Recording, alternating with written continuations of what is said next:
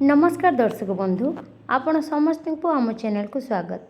तो दर्शक बंधु आज वीडियो मु आपण मान एमती किछि कहबी जो भूल गुरुक प्रत्येक स्त्री लोक माने करती रोषे घरे जहाँ फल स्वामी मानू तार खराब फल भोगवा पड़ी थाए एवं घरे सब बड़े अभाव लगी रही थाए। ताहले आसंतु आज वीडियो सबकि जानी नबा। दर्शक बंधु स्वामी स्त्री को शिव पार्वती अंश बोली मना जाए। यह व्यतीत स्वामी एवं स्त्री भाग्य संयुक्त थिबारु स्त्री मानकु स्वामी मानकर अर्धांगिनी बोली कहुए। जो भली भावरे स्त्रीर पुण्यर फल स्वामी को प्राप्त होता है सही भली भावे स्त्रीर भूल काम कले मध्य ताहार खराब फल स्वामी मानकु मध्य भोगिबाकु पड़ी थाए। आज मु आपण मानकु एमिति किछि कथा कहवाक जाऊँगी जहाँकू आपण माने ये सब कार्य जदि स्त्री माने करुछंती ताले यही सब कार्यर खराब फल सब स्वामी मानकू भोगिबाकू पड़ी थाए। ताहले आसंतु आज वीडियो रे आमे सब किछि जानि नेबा। प्रथम मोलटी हैला ना संध्या समय रे महिला माने केस खोला करिकी एणे तेणे बुली रहिबा एमिति करिबा बिल्कुल भी उचित नुहे किंबा केस कुंडेइबा मध्य उचित नुहे। नचेत यह द्वारा माता लक्ष्मी क्रोधित होई से घर चली जाती। अनेक महिला कौन करती ना घरर मुख्य द्वार ठीक अच्छे मुख्य द्वार पाखे कौन करती ना से चौकाठी उपरे बसिकी रुहती एवं गपसप घंटा घंटा धरी करती एवं खाद्य मध्य खाई थांती सेठी बसिकी। यह द्वारा माता लक्ष्मीकर गृह प्रवेश रे बाधा सृष्टि हुए। एहिभली महिला मानक उपरे माता लक्ष्मी क्रोधित हुअन्ति। दयाकरी जो नारी माने एही वीडियोटी को देखुचंती प्लीज कमेंट बॉक्स रे जय माँ लक्ष्मी अवश्य लिखि दियंतु। एबे 3 नंबर भूलटी आसंतु जानिबा। जो विवाहिता महिला सकाळु विलंबित समय पर्यंत बिछଣା छाड़ेनी सही महिला मानक उपरे माता लक्ष्मी सर्वदा असंतुष्ट रुहंती एवं सही घर को अलक्ष्मी वास करती।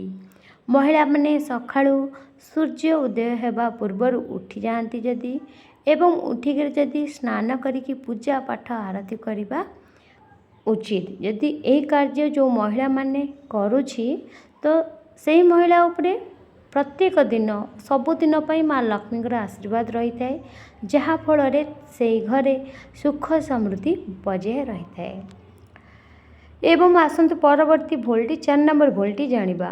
घरर महिला माने राति भोजन परे रोषे घर अईंठा बासन को सेमिति पकई रखिबा बिल्कुल भी उचित नुहे। यह द्वारा माँ लक्ष्मी क्रोधित हुअन्ति तेणु ताहाको रोषे घरु बाहर कर दियंतु। नचेत आपण माने ताको कौन करेंगे ना रात्रे ही धोईकी रोषे घर को सफा करी एवं जेतक भी अईंठा बासन थिबो से सब बासन माजिकी धोईकी सफा कर दियंतु तापर जाइकी शोइबाकू जियंतु। एबे आसंतु जानिबा 5 नंबर भोलटी। जो घरे स्वामी स्त्री मध्य सबु बेले कलह लगी रही थाए सही घरे माँ लक्ष्मी केबे भी वास करती नहीं बरम से घरे अलक्ष्मी वास करती। 6 नंबर भोलटी आसंतु जानिबा। सकाळु उठी कौनसी महिला कटु कथा कहवा बिल्कुल भी उचित नहीं कारण महिला माता लक्ष्मीकर रूप होता। दयाकरी आपण मैंने सकाळु उठिकी छोट छुआ जदि घर अच्छे से विरक्त हुअन्ते नहीं क्या भी एमती कटु कथा कहतु नहीं। 8 नंबर भोलटी। सकाळु उठिबा मात्रे किंबा पूजा पाठ करने पूर्व ही कौन व्यक्ति आपण घर को जदि किसी धार मागिबा पई आसुचंती तेबे आपण भूल रे भी दियंतु नहीं धार। जदि आपण यही भूल करती तेबे आपण को दरिद्रतार सामना करने को पड़िबो एवं आपण मानक घरे सर्वदा अभाव लगी रहिबो धन हानि हेबो।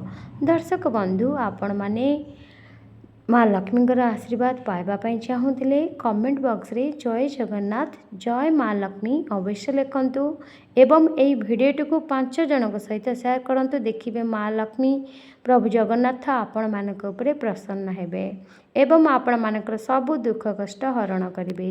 एबे आसंतु जानिबा 9 नंबर भोलटी। सकाळु उठिबा मात्रे का सहित लड़ाई झगड़ा करंतु नहीं एवं मिथ्या कथा मध्य कहतु नहीं କାରଣ ସକାଳ ସମୟରେ କୁହାଯାଇଥିବା ମିଛ ନର୍କକୁ ନେଇଯାଇଥାଏ ବୋଲି ମନାଯାଇଥାଏ ଏବଂ ଶାସ୍ତ୍ରରେ ମଧ୍ୟ ଲିଖିତ ରହିଛି। 10 ନମ୍ବର ଭୁଲଟି, ସକାଳୁ ସକାଳୁ ଯଦି ପ୍ରତ୍ୟେକ ଦିନ ଆପଣମାନଙ୍କର କ୍ଷୀର ଯେଉଁ ଫୁଟାଉଛନ୍ତି ସେଇଟା ଯଦି ଛିଣ୍ଡି ଯାଉଛି ତାହେଲେ ତାହା ବହୁତ ଅଶୁଭ ହୋଇଥାଏ ଏବଂ ଏହାଦ୍ୱାରା କ'ଣ ହୁଏ ନା ଘରର ସମୃଦ୍ଧି ନଷ୍ଟ ହୋଇଥାଏ। ତେଣୁ ପ୍ରତ୍ୟେକ ନାରୀମାନେ ଏଥିପ୍ରତି ସତର୍କ ରୁହନ୍ତୁ। ଆପଣମାନେ ଧ୍ୟାନ ଦେବେ ଯେମିତି ଯେଉଁ କ୍ଷୀର ବସାଉଛନ୍ତି ସେ କ୍ଷୀର ଯେମିତି ନ ଛିଣ୍ଡିବା ଉଚିତ। ଯଦି ସକାଳ ବେଳା ଟାଇମ୍ରେ କ୍ଷୀର ଛିଣ୍ଡୁଛି ମାନି ନିଅନ୍ତୁ ଆପଣମାନଙ୍କର ଧନହାନି ହେବାର ଯାଉଛି। ଏବେ ଆସନ୍ତୁ 11 ନମ୍ବର ଭୁଲଟିକୁ ଜାଣିବା। ଶନିବାର ଏବଂ ରବିବାର ବିଶେଷ ଭାବରେ ତୁଳସୀ ପତ୍ର ଛିଡ଼ାଇବା ଉଚିତ ନୁହେଁ। ଯଦି ଆପଣ ସକାଳ ସମୟରେ ଏହି କାମ କରୁଛନ୍ତି ତେବେ ଆପଣଙ୍କ ଘରକୁ ନିଶ୍ଚିନ୍ତ ଭାବରେ ନକାରାତ୍ମକ ଶକ୍ତି ପ୍ରବେଶ କରିଥାଏ, ଯାହାଫଳରେ ଆପଣମାନଙ୍କ ମନରେ ସର୍ବଦା ନକାରାତ୍ମକ ଚିନ୍ତାଧାରା ରହିବ, ଯାହାଫଳରେ ଆପଣମାନଙ୍କ ଘରରେ ସବୁବେଳେ କଳି ଝଗଡ଼ା ଅଶାନ୍ତି ଲାଗି ରହିବ। ଏବେ ଆସନ୍ତୁ ଜାଣିବା 12 ନମ୍ବର ଭୁଲଟି। ସକାଳ ସମୟରେ ଭଗବାନଙ୍କ ପୂଜା ନ କରି ଯେଉଁ ବ୍ୟକ୍ତି ଖରାପ କାର୍ଯ୍ୟରେ ଲିପ୍ତ ରହିଥାଏ ଏବଂ ମଦ ମାଂସ ସେବନ କରିଥାଏ ସେହି ବ୍ୟକ୍ତିକୁ ନର୍କଦଣ୍ଡ ମିଳିଥାଏ। ଦର୍ଶକ ବନ୍ଧୁ ଏବେ ଆସନ୍ତୁ ଜାଣିବା 13 ନମ୍ବର ଭୁଲଟି କ'ଣ, ଯେଉଁ ଭୁଲଟିକୁ ପ୍ରତ୍ୟେକ ମହିଳାମାନେ କରନ୍ତି। ଦର୍ଶକ ବନ୍ଧୁ ଆପଣମାନେ ଯଦି ଏଯାଏଁ ଏ ଭିଡ଼ିଓଟିକୁ ଲାଇକ୍ କରିନାହାନ୍ତି ପ୍ଲିଜ୍ ଲାଇକ୍ କରିଦିଅନ୍ତୁ। ଦେଖନ୍ତୁ ଆପଣମାନେ ଲାଇକ୍ କରିଦେଲେ ବହୁତ ଖୁସି ମିଳେ, ଆପଣମାନେ ନିଜେ ଭାବି ବି ପାରିବେନି ଏତେ ଖୁସି ଲାଗେ। ମୋତେ ଲାଗେ କି ଯାହା ହଉ ମୋତେ କେହି ଗୋଟେ ଲାଇକ୍ କରୁଛନ୍ତି। ତ ଏବେ ଆସନ୍ତୁ ଜାଣିବା 13 ନମ୍ବର ଭୁଲଟିକୁ। ସକାଳୁ ଉଠିବା ମାତ୍ରେ ପୁରା ଘରକୁ ସଫା ସୁତୁରା କରିବା ଉଚିତ। ଏହା ବ୍ୟତୀତ ଯେଉଁ ବ୍ୟକ୍ତି ସକାଳୁ ଉଠି ସ୍ନାନ କରିଦିଏ ଏବଂ ସ୍ନାନ କରିସାରିବା ପରେ ତୁଳସୀ ଚୂଡ଼ାମୂଳେ ଜଳ ଅର୍ପଣ କରିଥାଏ ଏବଂ ଜଳ ଅର୍ପଣ କରିସାରିବା ପରେ ଭଗବାନଙ୍କର ପୂଜାର୍ଚ୍ଚନା କରିଥାଏ, ସେହି ବ୍ୟକ୍ତିର ଜୀବନ ସଦା ସର୍ବଦା ସୁଖ ସମୃଦ୍ଧିରେ ଭରିଥାଏ। ତେଣୁକରି ଯେଉଁ ନାରୀମାନେ ଏହି ଭିଡ଼ିଓଟିକୁ ଏବେ ଦେଖୁଛନ୍ତି ମୁଁ ଆପଣମାନଙ୍କୁ ଅନୁରୋଧ କରୁଛି ଆପଣମାନେ ଏଇ ଯେଉଁ 13 ନମ୍ବର ଭୁଲଟି କେବେ ବି କରିବେନି। ଯେତେବେଳେ ବି ଆପଣମାନେ ପ୍ରତ୍ୟେକ ଦିନ ବହୁତ ସକାଳୁ ଉଠିଯିବେ, ଭୋରୁ ଉଠିଯିବେ ଏବଂ ନିଜେ ସଫା ସୁତୁରା ହୋଇ ସ୍ନାନ କରି ତୁଳସୀ ମୂଳରେ ଟିକେ ଚଉରାରେ ପାଣି ଦେବେ। ତ ଏଇଟା କରିବା ଦ୍ୱାରା ଆପଣମାନଙ୍କ ଘରର ହିଁ ମଙ୍ଗଳ ହେବ। ଆଶା କରୁଛି ଆପଣମାନେ এই ଭିଡ଼ିଓରୁ ଜାଣିସାରିଥିବେ ଯେ କ'ଣ ଭୁଲ ଆପଣମାନେ କରିବେନି, କାରଣ ଏସବୁ ଭୁଲ ଯଦି ଆପଣମାନେ କରୁଛନ୍ତି ତାହେଲେ ଆପଣମାନଙ୍କର ସ୍ୱାମୀ ହିଁ ଏସବୁ ଭୋଗିବେ। ଭିଡ଼ିଓଟି ଭଲ ଲାଗିଲେ ଲାଇକ୍ କରନ୍ତୁ, ସେୟାର କରନ୍ତୁ। ଧନ୍ୟବାଦ।